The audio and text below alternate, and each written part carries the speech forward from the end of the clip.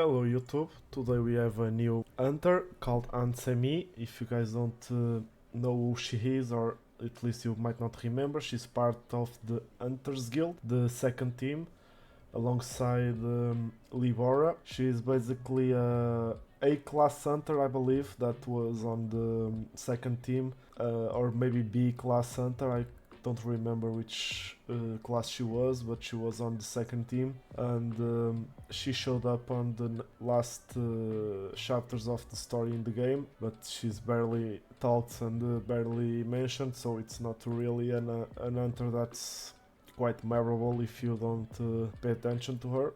Of course, with her pink hair, it's easy to spot her, but you might forget about her later on.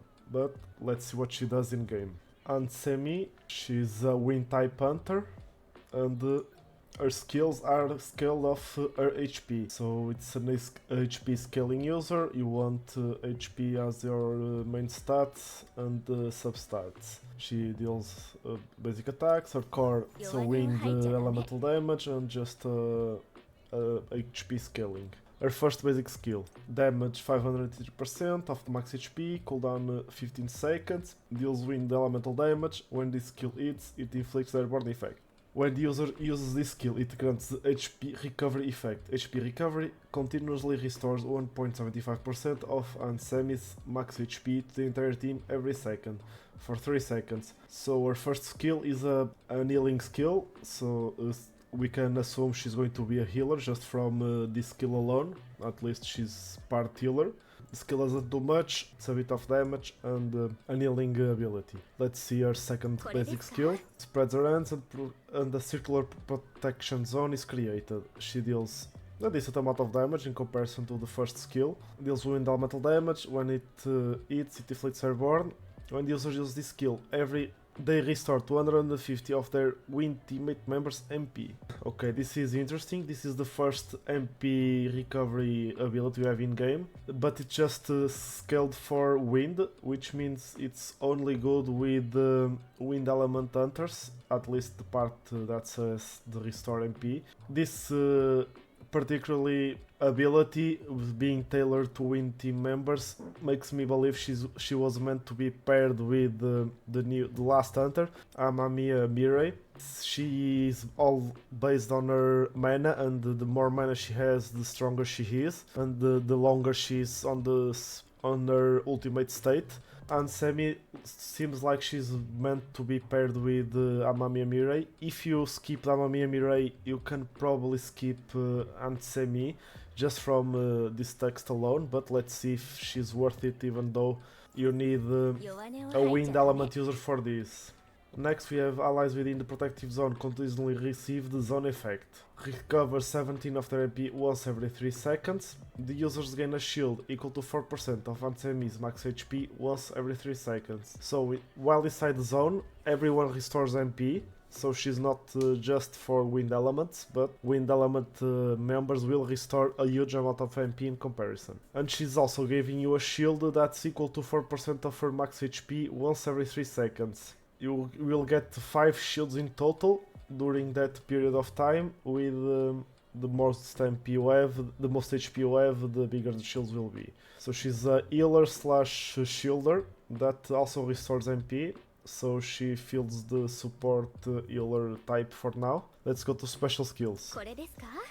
When you're playing as Sung Jin-Ho, she also creates the protective zone and receive the zone effect. Zone effect should be the same, but it's a bit more mana. It's for Sung Jin-Ho, makes sense. 35 once every 3 seconds, but it's also higher level. If we level up,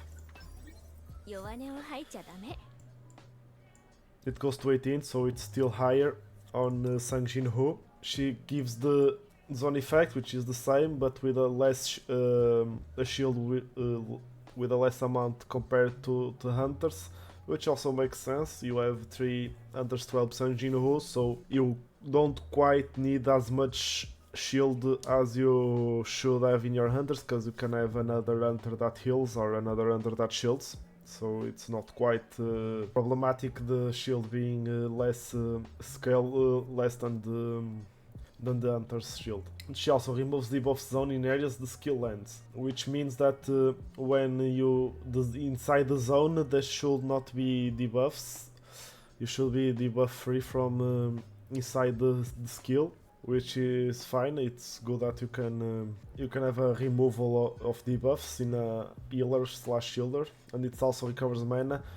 Even though it's not quite as important the part that recovers mana, because you usually should be with Sang Jin-Woo. You might be out of mana. Sometimes I'm out of mana, but if you're attacking while you skill, you shouldn't really have a problem with mana, but it's a fail-safe. You can skill more than usual and attack less than usual, because you can recover mana just by being inside the zone. I will say the zone feels the mana you receive from the zone.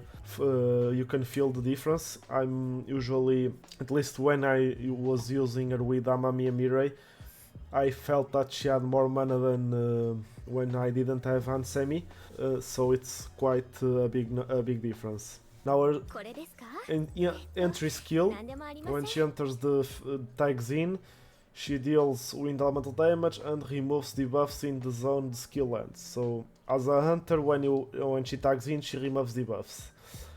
A simple skill when she enters the field, not that important. Now her ultimate skill, she deals quite a decent amount of damage, 45-second cooldown, it's same as every other hunter. When you use this skill, the entire team recovers HP equal to 20% of Hansemi's max HP. Okay, this is nice. This is a huge amount of HP recovery. Usually HP recovery is tied to those slow scaling, just barely keeping you alive heals, but she actually gives a decent amount of healing back. And when it hits, it applies the Lifeline effect. Lifeline, decrease damage taken by 20%, continually restores HP equal to 1% of Hansemi's max HP to the entire team every second. Okay, so you take less damage and you're constantly receiving heals. So as we can see from her kit, she recovers HP and MP in all her skills, at least HP in most of her skills and MP in her second skill. So she fills the support role quite well. She's more of a support than most hunters we had so far. Maylin Fisher was more of a buffer. She's more of an actual healer, but let's see if the passive changes anything. Her passive, when the user uses Sharp Sprouts, Golden Meadow or Vines of Vitality, so these three skills right here, the left side skills, it grants the breath buff to team members for 15 seconds, increase users' basic skill damage by 10%, so it's increasing your basic skill damage, and additionally increases wind team members' basic skill damage by 5%. Which stacks to 2 times. So her passive means that you have 10% more skill damage, but if you're a wind element hunter, you deal 20% more basic skill damage. Again, this feels like a skill tailor-made for Amamiya Mirei. Increases wind's team basic skill damage, which is what you're going to be constantly doing as Mirei, and also recovers mana, which is really important for Amamiya Mirei. In terms of advancements, I usually don't talk about them because it's a preference, but this game you can get at least one constellation, maybe 2, on the custom banner when they drop, so I'll talk about the first one, which also seems like a really strong advancement. The Sharp Breath effect is granted to team members when they use their ultimate skill. So when you use the ultimate with a team, with any other hunter, you have a crit rate increasing by 1% for every second until 10%. It lasts for 20 seconds, so you should have the buff up, the maximum buff up for 10 seconds, and it increases critical hit damage by 1% again to stacking up to 10%. And also charges power gouge by 1%, so it increases your ultimate by gouge by 1%. So basically we have a 10% critical hit rate and the critical hit damage buff on your hunters. Critical hit rate buffs are important because you're soft capped at 50%, so once you use your ultimate as a hunter you'll get more crit rate for the rest of the fight. Again, this is more of a tailor-made ability for Amamiya Mirei, since you're not really going to be using hunters beside Amamiya Mirei after the ultimate. Choi also uses, but Choi can't crit, so it's not really good for him. Maybe you can use her with Alicia. She also likes to stay on the field after ultimate because of her passive. She uses her ultimate, she uses her core gauge, core attack, another skill, another core attack, another skill, another core attack. So you also stay on the field with Alicia a bit after using ultimate. So it's also a good buff for Alicia if you like to use Alicia. And that's pretty much all that we have to check for her skills. So what about artifacts? As you can see, she's constantly healing. So she was going to be using some sort of support set, with the best one being the Burning Blessing. When tagging out, user applies the blessing effect to themselves and their team members. Increase users' damage dealt by 8%. So you're going to increase your team's damage by 8%. Damage is more important because it doesn't care about what you scale off. So if it said attack damage, you only used it if you had team members that scale off attack, but users damage dealt means you can increase every single hunter's damage even if they scale off different things. The Foresight effect, the blessing goes to enhanced, increase users damage dealt by 10% instead of 8, and recovers their HP by 0.2% every second. It has a cooldown of 30 seconds and it lasts for 10 seconds. A bit more damage and a bit of healing. The 8 set effect, the Enhanced Blessing becomes Burning Blessing, activates when tagging out using a support skill or using an ultimate skill, so you can buff yourself while you're still playing as her before switching, and as a support skill it also should activate for Sang Jinwoo. Increase the user's damage dealt by 20% and restores 0.2% of their HP every second, so the damage dealt goes from 10% to 20%, which is twice the damage dealt increase. So if you can, use the 8 set effect. If not, the 4 set is fine, but you might have better options. Now that we have other artifacts at the same level, you can use other sets. So what other sets do you want? The Destroyer set is also good because it increases your Power Gauge acquisition, your team members' Power Gauge acquisition rate, meaning that whenever you switch to her you should have your ultimate up or almost up, and when you switch to another hunter they should have their ultimate up as well. And since you want Amami Emirai to have the ultimate up all the time, with this you're making sure whenever you switch to Mirai she has the ultimate up. So a decent set. Now we can go for the new set, Cleric's Gloves, or Angel in White. Decrease your HP by 8% and the user's healing even by 8%. Increase the damage of the team member with highest total power by 8%.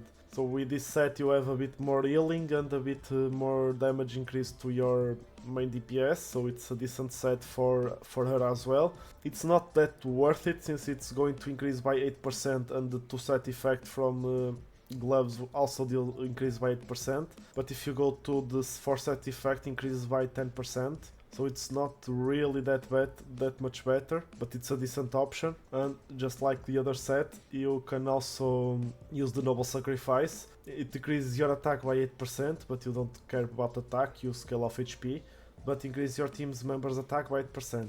This is worse than the Cleric's Gloves because of the fact that the Cleric set increases your highest total power member by 8% the damage, which means if your highest team member has scales of HP or defense, it still gets the bonus, while the Noble Sacrifice set only increases attack. So even though it's decent, if you can, it's better to go Clerics, but if you're going to choose between these sets, I would say the Destroyer is the second best one because it's a more generally used set and it increases all your team's power gauge, which is always good.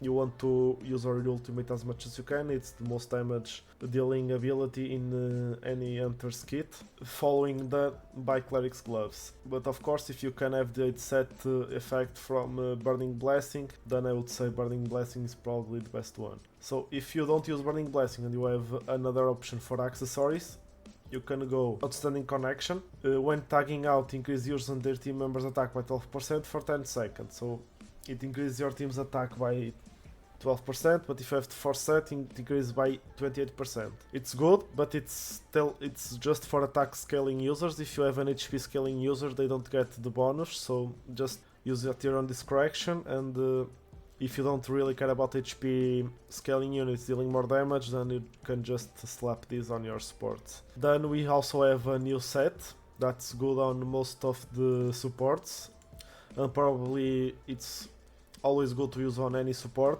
I would say the best support set right now should be accessory, should be this one if you don't have Burning Blessing 8 set, because it increases your and your team's elemental weakness damage by 5%, but if you have the force set effect, it increases by 15%. This game advises you to always go with elemental advantage, so if you're using an elemental advantage unit on your team, this set will always be active, and it doesn't care about what you skill off, in comparison to the Aquamarine necklace. And there's not really any more accessories to choose from. Support based units really only have like 2 options, the rest are damage dealing accessories, so if you don't really care about healing or supporting and you want all your units to deal damage, you can go with an HP scaling. Well, there's really no HP scaling, but you can go with Viridescent for skill damage dealt, not really that important on Earth, but you can.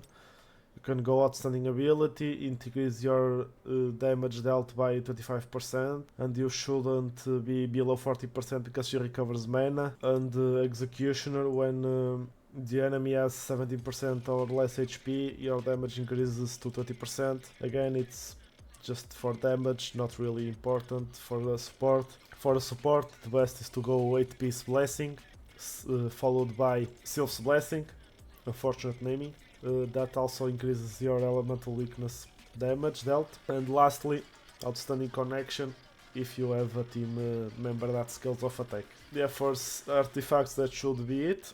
Now the stats. Main stat HP percent, with the ring being win damage, and the boots. If you care about damage, then healing critical hit damage.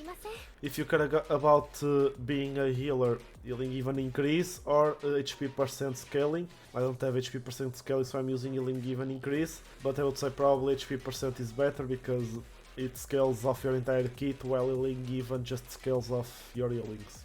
And since your heals also scale off HP, overall HP percent should be better. It's more generically applicable, while healing even increase only applies to your healings. And for substats, it depends on what you want, but HP percent, additional HP are the 2 most important ones. She scales off HP. Healing even isn't that stat on her, so you can have healing even on her. Crit rate and crit damage, again, if you want to deal a bit of damage, you can go crit rate and crit damage. It's always good. All of your hunters should deal a decent amount of damage. You need to kill your enemies on time, so every hunter needs to deal damage. So I like to put crit damage boots on everyone, but I don't have crit damage yet. And get to that 50% cap on crit rate, and as much crit damage as I can for all my hunters, since apart from Choi, every hunter deals damage from crits, and it's really not that important to have a full healing setup on a hunter. They want damage as well, so stats like damage increase aren't bad, you can use them as well. Defense penetration, same deal, it's damage, if you can get it, it's always extra damage. Substats aren't that important on a support. Any substat that helps you deal a bit of damage, and again that lets you scale more of your healing, it's good.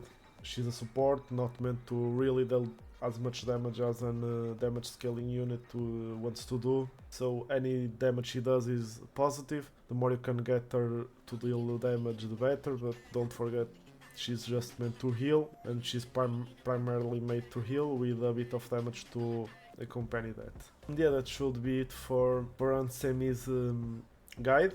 She's going to be a unit that you really want if you have Amamiya Mirei. She's the best support for her, and she'll helps you get that ult up as long as you can possibly have without losing your entire mana.